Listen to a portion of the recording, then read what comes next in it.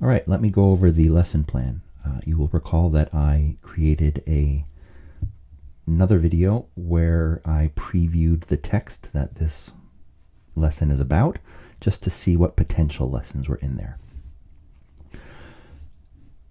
Not everything necessarily has ended up as previewed. Being able to give a bit of further thought to the process, I've ended up with this lesson. Now, looking at the language objectives, just so you know, I did not write out my language objectives in advance. I basically built them as I was developing the lesson. So I would think of an activity, I would think of a language objective that would go with it, and then I would write the language objective after I design the activity, and I would insert it in the appropriate place. I think what's important, because this is a newcomer curriculum, that I keep a lot of the very basic language objectives in place, because if there's ever a need to just revert to them, or if I get a new student somewhere in the middle of this lesson sequence, then I want to be able to reflect that.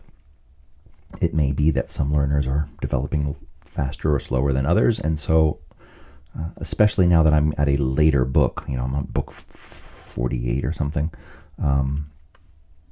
that I am going to have both the most basic language objectives, but I'm also going to have something that reflects the prior experiences and ideally learner readiness of the cohort of students that had sat through all previous lessons. So the highlighted ones are the kind of entry or emerging type activities, and then I've added on to that. So you can take a look at that.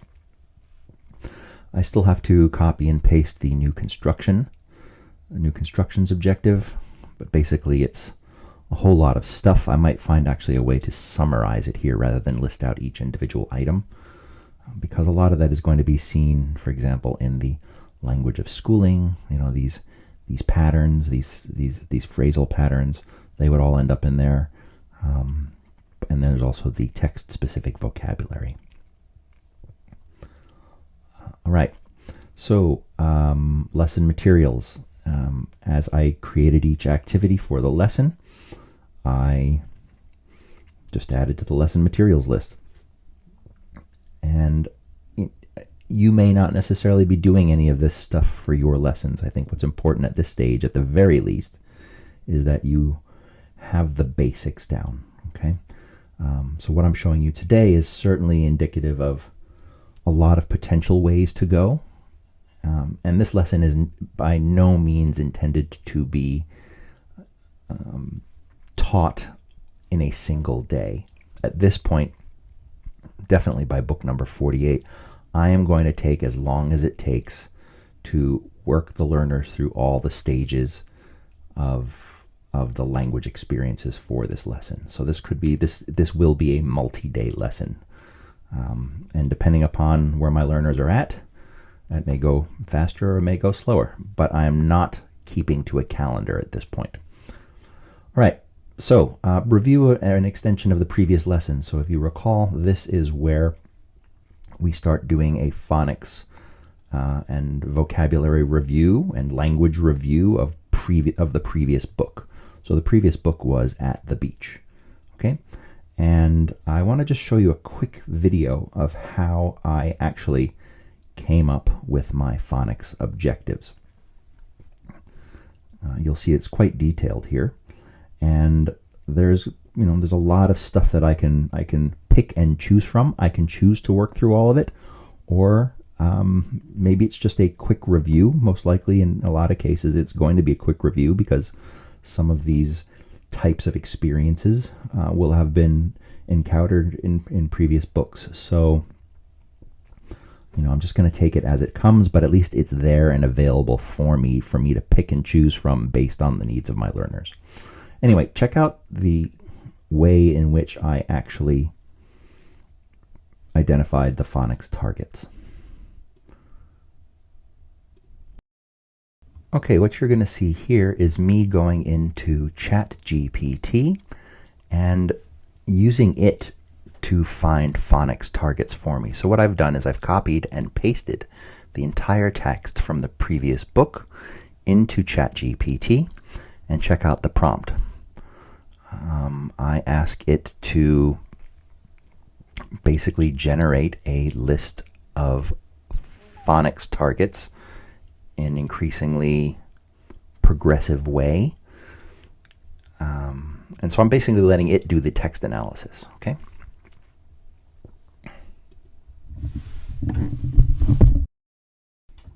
Okay, so now that I've finished the phonics work, I am going to move on to dictation. And the purpose of this, certainly one outcome of this is for them to practice spelling, but another outcome of this is to really help the learners practice their memory span, okay? So earlier in the lesson series, I might have concentrated just on single words, but what I want learners to do is to gain some practice building fluency in their working memory and having to retain sounds of words, phrases, sentences, discourse into having them rehearse that in working memory and try to reproduce a text that way. And obviously the more fluent a learner is, the more they can retain in working memory. And by fluency, I also want to just mention that it's their understanding. So the more meanings they can retain from decoding and listening, and if they can hold those meanings in their mind, then they can be more reliable in reproducing the text. Okay, so I will likely have to repeat this a few times. The goal is to make learners feel successful, but I want to make sure that they are getting the work in. So I'm going to work with basically 3 lines from the book. These are 3 sequential lines. If I need to break it down sentence by sentence, I will adjust as needed, but likely at this point, by book 48, I will read the whole thing, all 3 lines, at once in a measured way. Allow learners to jot down what they think they heard, and then I might take it line by line. And, stopping every once in a while to see what learners are capable of doing before I provide some scaffolding. So, this is where you really need to be attentive to the amount of scaffolding you're giving. And again, the goal is to build working memory span for retention of longer and longer strings of meaning in discourse. Okay, and of course we can attend to spelling, and we can attend to punctuation too.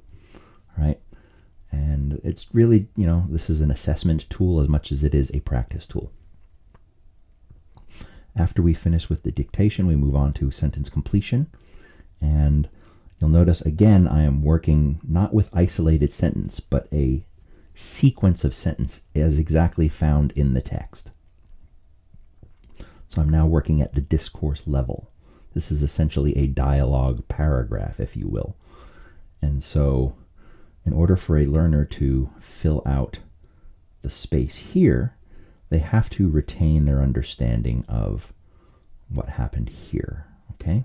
So anytime you can work with extended discourse that requires learners to make sense of and retain information from previously in the discourse and apply that knowledge later in the discourse, so they're relying on what's happened up here to make decisions about what goes on down here and down here across sentences, that is good practice. So another thing I want to do after the close or sentence completion, it's really a discourse completion task in a lot of respects, is I want to keep pushing my learners to thinking about how ideas relate to one another through larger and larger stretches of text. Now this might be a very big push for most of my learners, but maybe by lesson 48 they are actually able to do that. So this is a discourse sequencing task where you basically have sentence strips. All the sentences belong to a piece of discourse. In this case, it is a dialogue between characters in the text, and it's in the exact sequence that it occurred in the text. Okay, so if we do need to check for a quote-unquote right answer, we can go back to the text and look for it. But I think what's important to understand is that we need to entertain multiple right answers, right? Because when we entertain multiple right answers, that shows that learners are making sense of things in ways that we maybe haven't thought of. It encourages learners to do their own sense making and to feel successful by that. And it also encourages more opportunities for students to articulate their rationale. So it actually, in discussion of their choices, it generates more language production. Okay? But this is definitely a critical thinking skills activity, and it relies on processing of language at the discourse level. So each one of these sentences is going to be a sentence strip. And pardon my dog, because he seems to want to grumble if you hear him in the background. So each one of these is a sentence strip. I'll print it out on a large font on a piece of paper, and I'll cut them up and put them randomly on a table, and the students will have to come over and they will have to put them in the correct order that they think makes sense. All right? And then if they're able to say why, and especially if you can speak their language and you can hear their rationale for why, you're well on your way. So this is an activity that I really enjoy doing. And again, the goal is to keep pushing pushing learners to integrate their discourse knowledge and their understanding of vocabulary and grammar at the discourse level. All right. All right, so now we're at the stage where we introduce the new text, and this is in full recognition that everything that I did before could have taken up an entire lesson period. And that's fine. What's important is that, the ESL classroom is a place where you are creating affordances, right? We are sheltering the learners in an environment that actually gives them the time and the space and the resources to actually do the learning. We're not trying to rip through a lesson really fast because we have to get to the end of a lesson. Okay? So make sure that you're giving learners, where feasible, it's always a judgment call, you're giving learners their time, all right? So this may very well be another day, okay? If you happen to be working with older learners who have longer periods because of the nature of the scheduling of the school, then this all might fit in a single lesson. So it's just a judgment call on your part. So we're at this part of introducing the new text, and one of the important pieces of building comprehension is to activate prior knowledge, and that might be connecting in some way to the students' life experiences. And so I was looking at the text, and it's about making a snack at home as a family, and I thought, oh, well, how about I prompt learners to talk about what they might make at home as a family. Maybe it's a favorite snack or whatever. And so what I thought I would do is actually present a couple of images of families cooking at home, so that I could then ask, hey, what does your mom or dad make? Right? So we're going to look at some images, and we are going to just sort of say, hey, what's happening in this picture, et cetera, et cetera, et cetera. So I'll just scroll down real quick and show you the handout that I produced, right? And this, in many respects, foreshadows what's going on in the text. So what you'll see is that I use ChatGPT, and I'll just stay silent during ChatGPT while you see how I'm typing in the prompts. But what I noticed, naive me, on this idea of representation matters, right? So here I am, obviously working with a multilingual, multicultural, multiracial student population, and I say, hey, ChatGPT, could you generate me an image of a family making sandwiches together? And of course, what do I get? A white family. And that's fine for me, but I want to make sure that there's some good representation as best I can. So did I uncover the inherent white bias of ChatGPT? I don't know. Or maybe it knows too much about me as the target audience. So then I said, hey, ChatGPT, could you please remake the image? I didn't use the word please. Remake the image using a Latino family making empanadas. Okay? And we get a, dare I say, slightly less white, but multi-generational family. So take what you will from that. But this is the image that it generated. And then I asked it to generate a Haitian family making food together. And this is what I got. So again, representation matters. And I wanted to think consciously about it as I was generating images for my students, and having to sometimes navigate specifically, with verbiage for ChatGPT, what I'm trying to get at.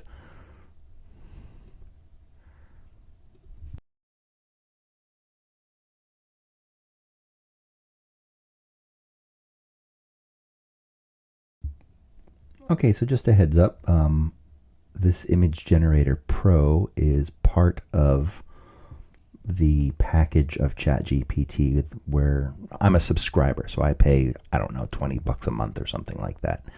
And I promise you, I get my money's worth. It saves me a ton of time, right? So I have the subscription. I have the desktop app, but I tend to use the web-based one.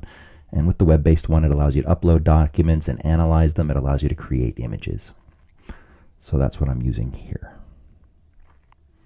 So you'll see up in the top, I've got my prompt, create an image of a family making sandwiches, and this is where it generates my white family. Takes a few minutes, and then what I do is I just copy and paste it into my lesson plan, and I create a handout on the fly. That's me copying and pasting it.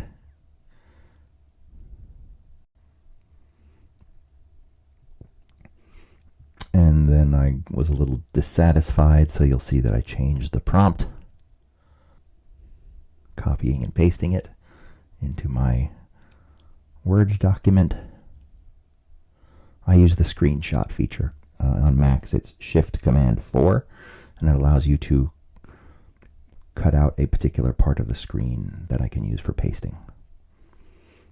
And then I landed on my Haitian family making lunch together. Copy and paste that.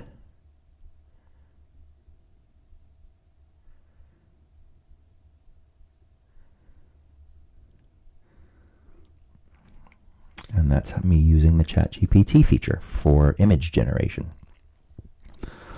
All right, so now the final piece is me filling out that table where there's text features. So what I'm going to do is go back to the lesson plan in the LLI book, and I'm actually going to copy and paste it. So I've optical character recognitioned the that part of the lesson plan, and I will provide that for your lessons as well. I'll just create a file that has all of the first pages where these tables are available. You can find your lesson, and you can do as I do, which is to copy and paste the relevant text. Just a word of warning, not every single page gets accurately recognized, and so you may have some nonsense characters you may have to do, as I have in the past, to transcribe by hand because the copy and paste falls short where the characters were not properly recognized. But anyway, this finishes up the lesson plan.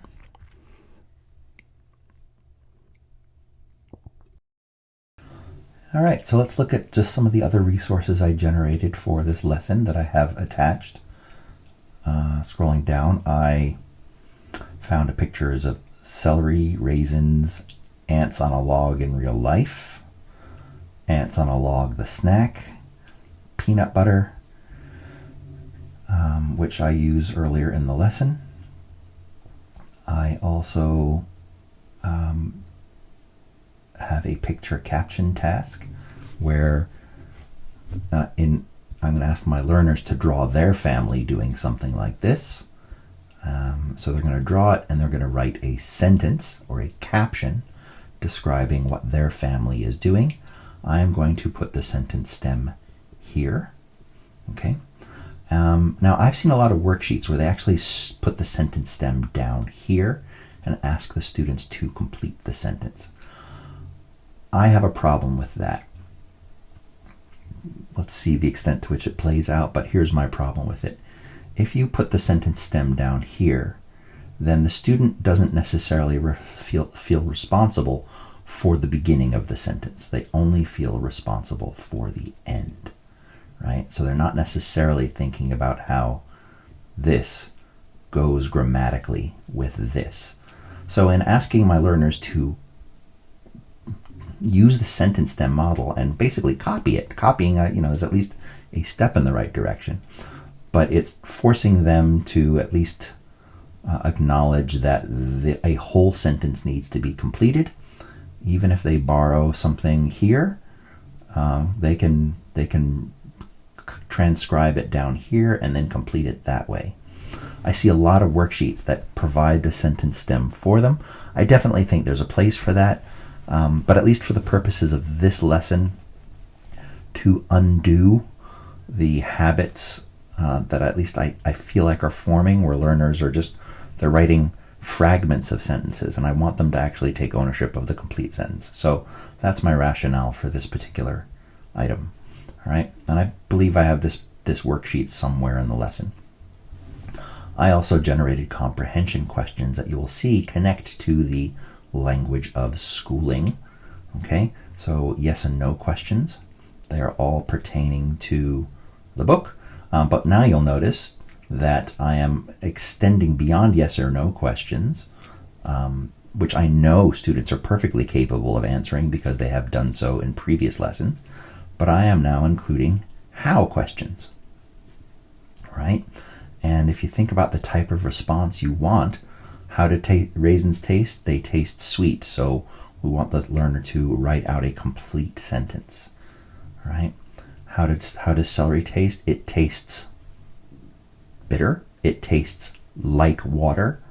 I don't know, but those are two different constructions used to respond to that question, right? An adjective form or a comparative form using the phrase like. Then we can move on to how does peanut butter taste? How does celery feel in your mouth? Okay. And these questions may very well be challenging for the learners, but your role as an ESL teacher is to walk through both the questions and the answers with them. And what we are training the learner to do is to participate in academic discourse.